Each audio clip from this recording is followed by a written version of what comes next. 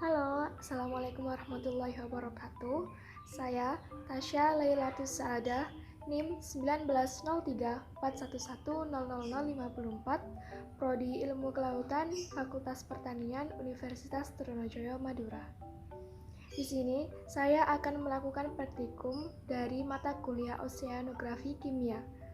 Praktikum kali ini menggunakan dua materi, yaitu karakteristik fisika air dan karakteristik kimia air. Selamat menyaksikan. Sebelum melakukan praktikum, ada baiknya untuk mengetahui prinsip dasar karakteristik fisika air terlebih dahulu.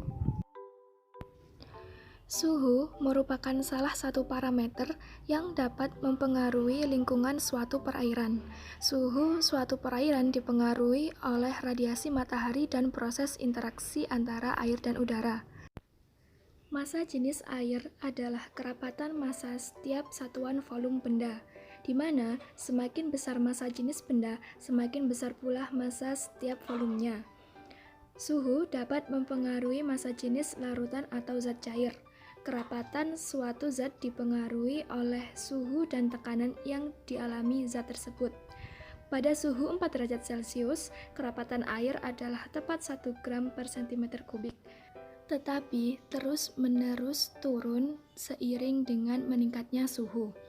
Hal ini dapat terjadi karena kerapatan didapat dari pembagian massa zat dengan volumenya. Dengan meningkatnya suhu, air, layaknya zat-zat lain, akan mengalami pemuaian dan volumenya akan meningkat dan menghasilkan kerapatan yang lebih kecil daripada semula. Alat dan bahan yang harus disiapkan adalah botol plastik, piring plastik, sendok plastik dan pengaduk, pewarna makanan, air panas, dan juga air dingin. Langkah pertama yang harus dilakukan adalah dengan memberikan pewarna makanan warna hijau ke dalam botol air dingin. Pastikan warna tercampur dengan merata. Kemudian, berikan pewarna makanan warna merah ke dalam botol air hangat. Pastikan warna merah tercampur dengan merata. Selanjutnya, letakkan air hangat berada di atas piring plastik. Letakkan juga botol air dingin di atas air hangat. Jika kesulitan dalam membalik botol, bisa menggunakan kertas sebagai penyekat. Selanjutnya, mengulangi pemberian warna pada botol yang berbeda. Warna merah untuk air hangat dan warna hijau untuk air dingin. Dan pastikan warna tersebut tercampur merata dalam air. Kemudian, meletakkan air dingin di atas piring plastik dan letakkan pula air hangat di atas air dingin. Setelah beberapa menit dibiarkan, botol pertama mengalami perubahan warna dan botol kedua tidak mengalami perubahan warna. Hal tersebut bisa saja terjadi karena air dingin diletakkan di atas air hangat, di mana air dingin memiliki massa jenis yang lebih besar dan partikelnya lebih padat dibandingkan dengan air hangat, sehingga air dingin berwarna hijau dapat tercampur dengan air hangat berwarna merah.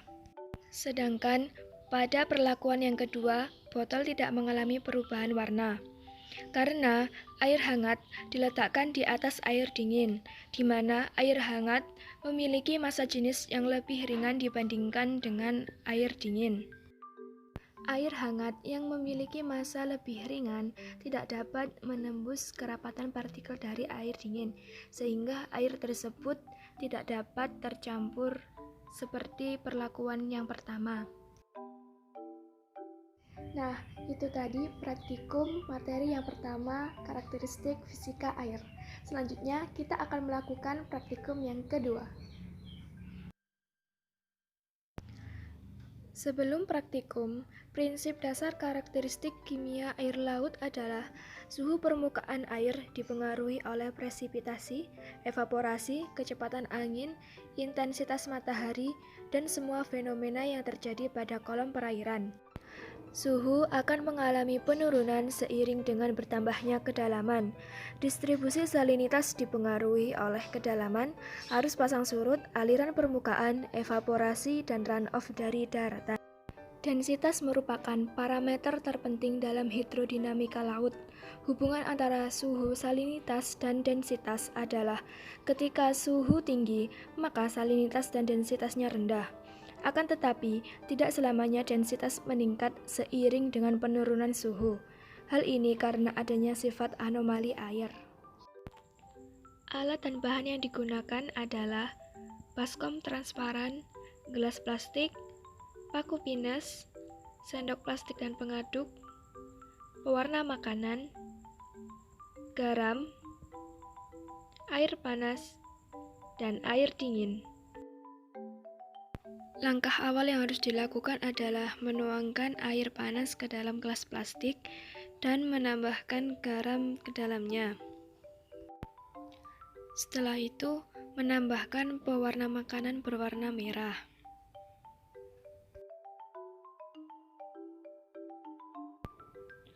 Mengaduk menggunakan sendok agar warna merata dan garamnya terlarut.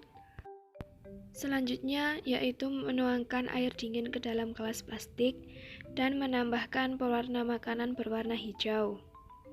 Kemudian aduk supaya warnanya merata. Mengisi baskom dengan air setinggi 5 cm. Selanjutnya yaitu melubangi kedua gelas menggunakan paku pinus dan membiarkan paku pinus melekat pada gelas. Dan letakkan gelas di dalam baskom yang berisi air. Setelah itu paku pinus dicabut dan air akan mengalir keluar dari gelas. Selanjutnya yaitu perlakuan yang kedua, dengan menuangkan air dingin ke dalam gelas plastik dan menambahkan garam ke dalamnya.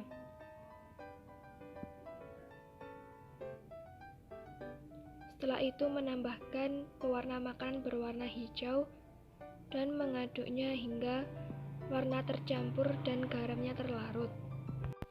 Kemudian menuangkan air panas ke dalam gelas plastik dan menambahkan pewarna makanan berwarna merah. Kemudian aduk hingga warna merata. Mengisi baskom dengan air setinggi 5 cm. Setelah itu, melubangi gelas plastik menggunakan paku pinus dan membiarkannya menempel pada gelas, kemudian diletakkan pada baskom yang berisi air. Lalu paku pinus dicabut dan membiarkan air keluar dari gelas.